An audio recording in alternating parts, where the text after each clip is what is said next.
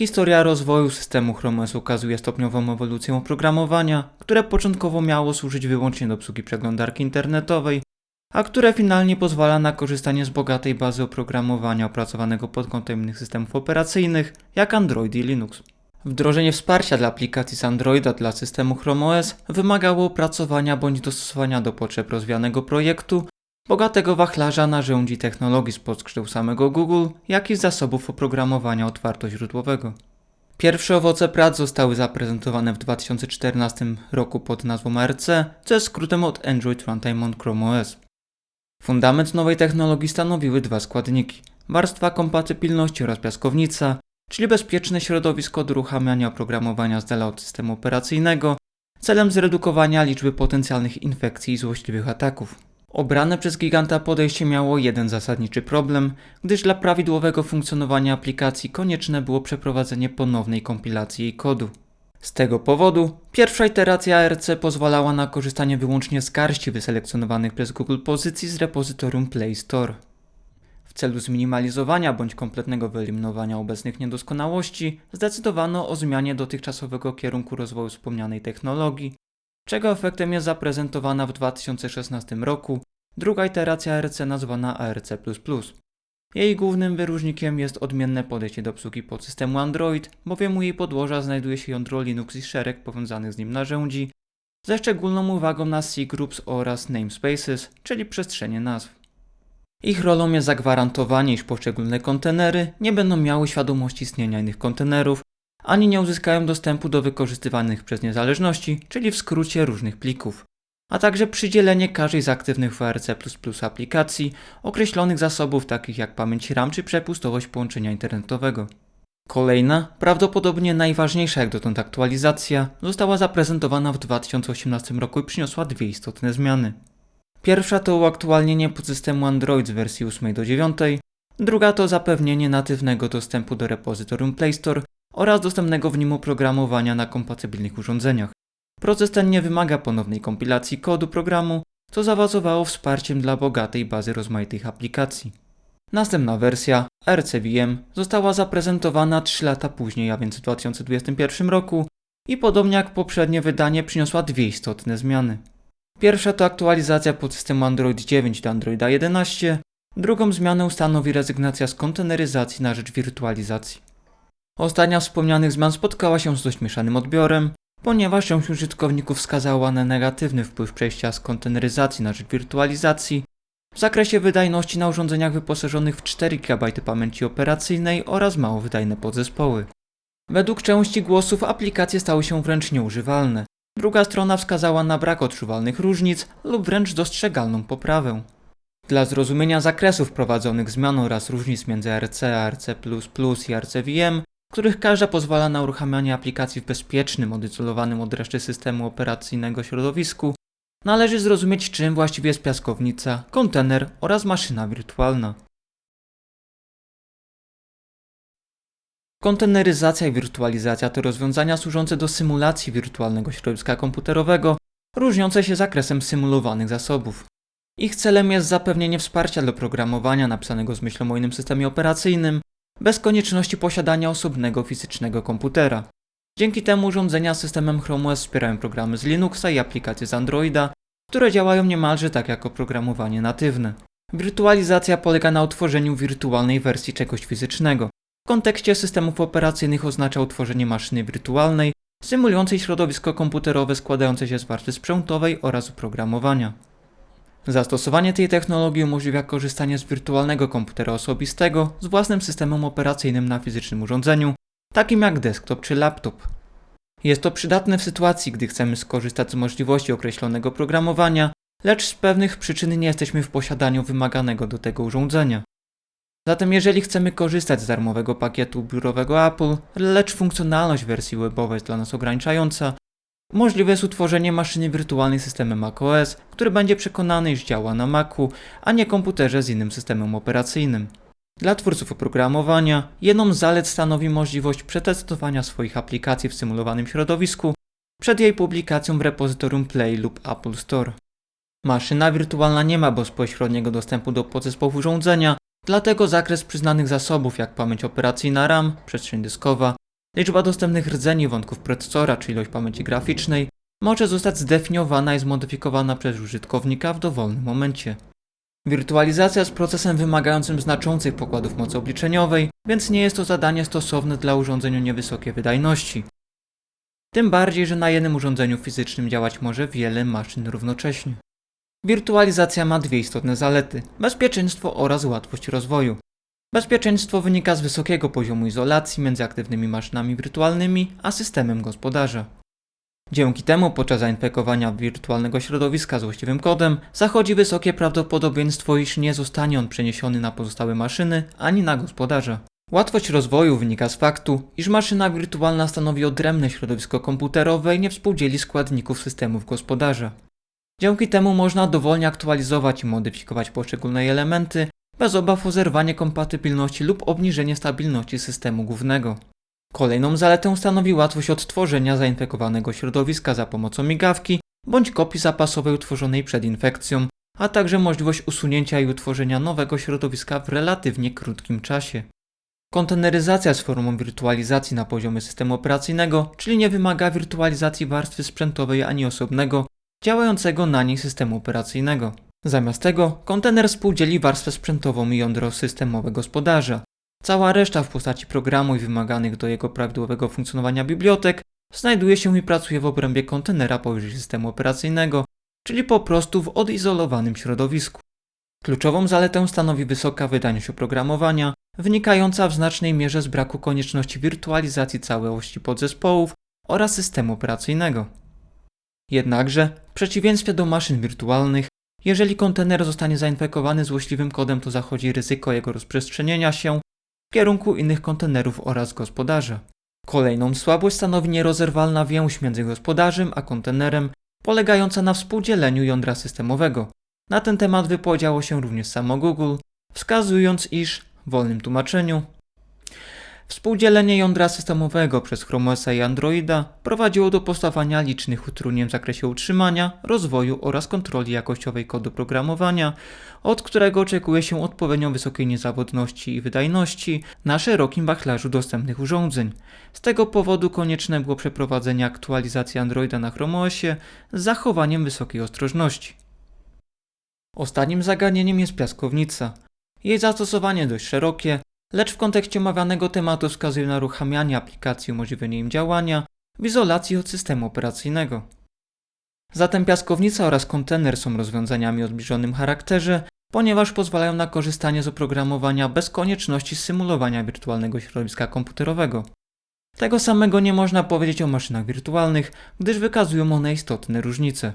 Kluczowa rozbieżność polega na skali symulacji. Maszyna wirtualna symuluje kompletną warstwę sprzętową oraz kompleksową bazę oprogramowania z uwzględnieniem jądra, sterowników i systemu operacyjnego. Kontener współdzieli warstwę sprzętową oraz jądro gospodarza, natomiast symuluje program wraz z wymaganymi do jego działania plikami oraz kopią części ustawień systemowych. Dla prawidłowego funkcjonowania część programu wymaga uprawnień roota, czyli administratora. Zastosowanie osobnej kopii ustawień systemowych dla danego kontenera pozwala na przyznanie mu wymaganych uprawnień, nawet jeżeli w rzeczywistości wcale ich nie posiada. W rezultacie program uruchamia się bez większych trudności, jednocześnie nie narażając użytkownika na ewentualne konsekwencje wynikające z jego pracy, np. w postaci uszkodzonych plików systemowych. Rozbieżność między wydajnością RC++ i RCVM sprawdziłem za pomocą testów syntetycznych oraz w codziennych zastosowaniach. Wydajność CPU została sprawdzona za pomocą aplikacji Geekbench 6, gdzie rozbieżność jest relatywnie niewielka i wynosi około 10%. Wydajność procesora graficznego uległa obniżeniu od kilku do nawet kilkudziesięciu procent. W teście Work 3 RC++ uzyskało 6300 punktów, a RCVM 5000. Różnica wynosi więc 22%. Passmark wykazał spadek wydajności w grach 2D o około 21%, natomiast w grach 3D o zawrotne 63%. GFX Bench kontynuuje ten schemat z jednym wyjątkiem w postaci testu 1080p Texturing Offscreen, gdzie RC++ uzyskało o 10% lepszy wynik niż RC++. Osiągi pamięci wbudowanej odnotowane w CPDT ujawniają odczuwalny spadek wydajności odczytu i zapisu losowego nawet o 2/3, podczas gdy Passmark prezentuje jeszcze mniej korzystne wyniki z rozbieżnością wynoszącą nawet ponad 80%. Było to dość zaskakujące, więc dla pewności test powtórzyłem kilkukrotnie, jednakże rezultat pozostał bez zmian. Ostatnią kwestią jest pamięć RAM. Uruchomiony na Chrome OS 113 GFX Bench jest w stanie bez większych trudności ukończyć komplet testów. Po aktualizacji do RCVM aplikacja konsekwentnie wyświetla komunikat o niewystarczającej ilości pamięci operacyjnej wymaganej do przeprowadzenia testów high level, co może wskazywać na zwiększone zapotrzebowanie w pamięć RAM ze strony Androida. Dla zweryfikowania tej tezy ponownie zainstalowałem system Chrome OS 113 z ARC++ i sprawdziłem zapotrzebowanie na pamięć RAM w różnych sytuacjach. Świeżo po uruchomieniu, Chrome OS 113 z uruchomioną przeglądarką Google Chrome wykorzystuje około 2 GB pamięci RAM z 3,79 dostępnych do zagospodarowania. Podczas trwania testu GFX Bench zapotrzebowanie wynosi od 2,5 do 3,4 GB.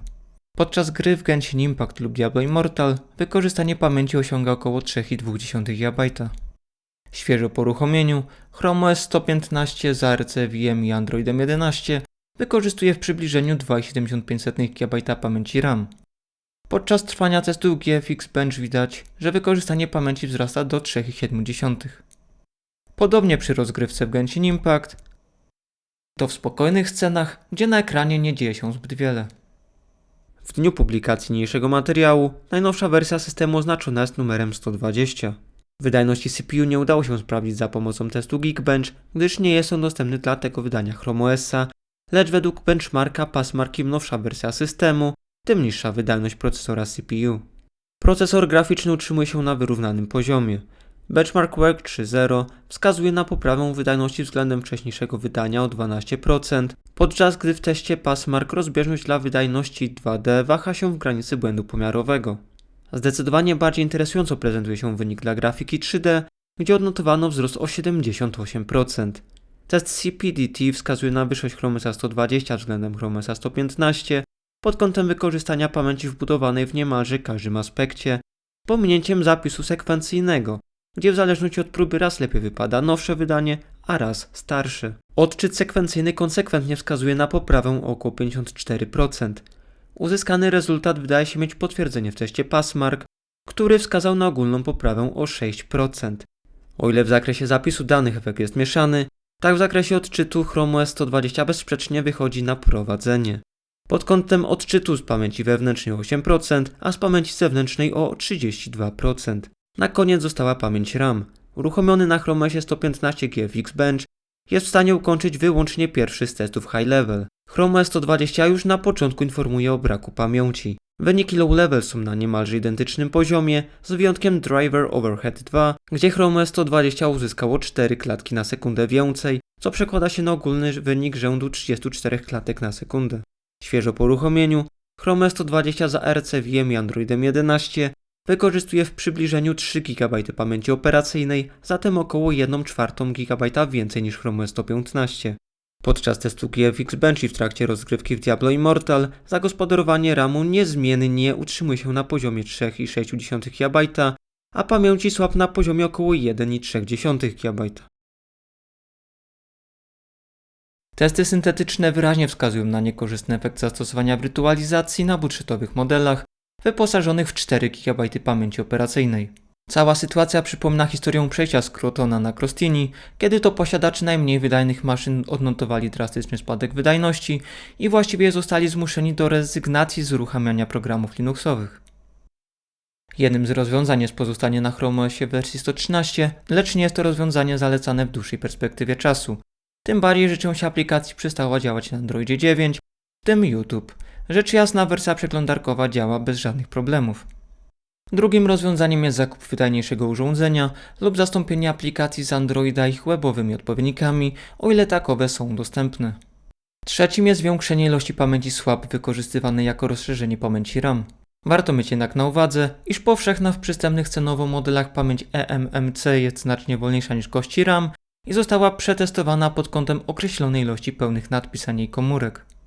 Zastosowanie technologii SWAP ma negatywny wpływ na kondycję pamięci eMMC oraz dysków SSD o niewielkiej pojemności i może prowadzić do jej znacznie szybszego zużycia, co raczej nie jest pożądane na urządzeniach z dyskiem przylutowanym do płyty głównej. Aplikacje z Androida działają na większości urządzeń z Chrome OS-em zaprezentowanych w 2019 roku lub później.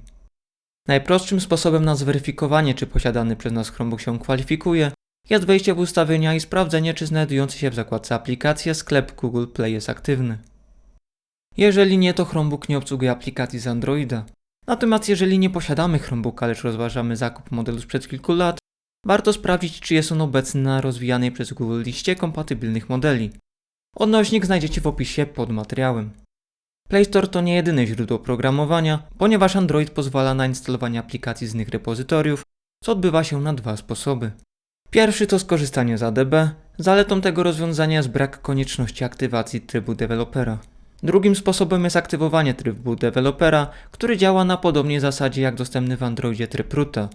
Istotną i wartą odnotowania wadą tego rozwiązania jest dezaktywacja zabezpieczeń systemu Chrome OS oraz konieczność kompletnego wyczyszczenia zawartości urządzenia. Tajemnicą Poliszynela jest fakt, iż Android oraz rozwijane z myślą o nim oprogramowanie są projektowane przede wszystkim z myślą o smartfonach. Sam Android dostępny jest także na tabletach, jednakże wiele aplikacji nie zostało do nich dostosowanych, więc działają jak aplikacje ze smartfonów, lecz rozciągnięte na pełną wysokość ekranu. Ma to zastosowanie również w przypadku systemu Chrome OS, gdzie część aplikacji działa wyłącznie w niewielkim oknie przywodzącym na myśl ekran smartfona. W przypadku pozycji wspierających zarówno smartfony, jak i tablety, możliwe jest przełączenie okien aplikacji między trybem smartfon, tablet i pełen ekran. Z innych niedogodności, nie wszystkie aplikacje wspierają funkcję wywoływania menu kontekstowego prawym przyciskiem myszy, a gest powrotu do wcześniejszej strony w jednej aplikacji działa, w drugiej zaś nie. Wśród aplikacji dostosowanych do specyfiki systemu Chrome OS znajduje się m.in. WhatsApp, Spotify, Netflix, Adobe Photoshop Express, Adobe Lightroom Mobile, VLC, LumaFusion oraz Nvidia GeForce Now. W obieranych przez Google działaniach nie trudno zauważyć pewien schemat, gdzie konsekwentnie odchodzi się od rozwiązań bezpośrednio powiązanych z systemem operacyjnym na rzecz maszyn wirtualnych symulujących komplet zależności wymaganych dla prawidłowego działania programów i aplikacji. Uzasadnienia dla zaistniałej sytuacji upatrują się w przewidywanych planach na przyszłość klienta z Mountain View. Google nie kryje się z pracą nad zupełnie nowym systemem operacyjnym, opartym na autorskich narzędziach producenta, uwzględniających jądro systemowe. Internauci postrzegają tę technologię jako potencjalną rewolucję na rynku systemów operacyjnych. Wbrew pozorom, przełom może być mniej imponujący niż mogłaby podpowiadać wyobraźnia, a wręcz niemalże niezauważalny. Fuchsia OS, gdyż pod takim kryptonimem znany jest nowy system, została udostępniona na Google Nest Hub. Dostępne w sieci testy wskazują na minimalne korzyści dla użytkownika, ograniczające się przede wszystkim do nieco żwawszego działania urządzenia. Cała reszta, w tym graficzny interfejs użytkownika, pozostała praktycznie w niezmienionej postaci. Nasuwa się więc wniosek, iż proces aktualizacji ma pozostać możliwie nieinwazyjny i niezauważalny. Dlatego ewentualne porzucenie Chrome OS na rzecz Fuchsii prawdopodobnie będzie odczuwalne głównie pod kątem ogólnej kultury pracy i bezpieczeństwa urządzenia. Konsekwencją rezygnacji z jądra Linux jest zerwanie kompatybilności z rozwiązaniami działającymi w oparciu o jądro gospodarza, czyli m.in. z ARC++. Problem ten ominie maszyny wirtualne, które powinny działać równie dobrze jak dotychczas, a przynajmniej to może sugerować obecność technologii Machina, która stanowi odpowiednik dostępnego na Chrome OS Crostini. Podsumowując, jednym z wyróżników systemu Chrome OS jest wysoki poziom odporności na złośliwy kod i czyhające wokół cyfrowe zagrożenia. Implementacja systemu Android wskazuje na determinację Google w pozostaniu wiernym swoim założeniom, nawet jeżeli konsekwencją takiego podejścia będzie zwiększone zapotrzebowanie na moc obliczeniową. Z tego powodu działający w maszynie wirtualnej Android 11 sprawdzi się przede wszystkim na wydanych urządzeniach z 8 GB pamięci operacyjnej jak i Tapad Duet 5. Mniej wydajne modele zdecydowanie lepiej radzą sobie z Androidem 9 działającym w obrębie kontenera ARC++, lecz gigant z Mountain View konsekwentnie rezygnuje z tej technologii na rzecz wirtualizacji. Sam Android działa stosunkowo bezproblemowo i chowa w zanadrzu wachlarz zaawansowanych narzędzi, które z pewnością zostaną docenione przez bardziej zaawansowanych użytkowników. Niestety aplikacje oraz zasobożerne obliczeniowo gry najlepiej spisują się na modelach z układami ARM, gdyż modele x86 od lat wykazują problemy z prawidłowym wyświetlaniem obrazu w grach. Obecność wspomnianych niedoskonałości nijak nie zmienia faktu, iż obecność aplikacji z Androida stanowi mocną stronę Chrome OS-a, która z pewnością powinna przypaść do gustu osobom przyzwyczajonym do korzystania z aplikacji mobilnych zamiast programów klasy desktop. W tym materiale to wszystko. Dziękuję za uwagę i do następnego razu.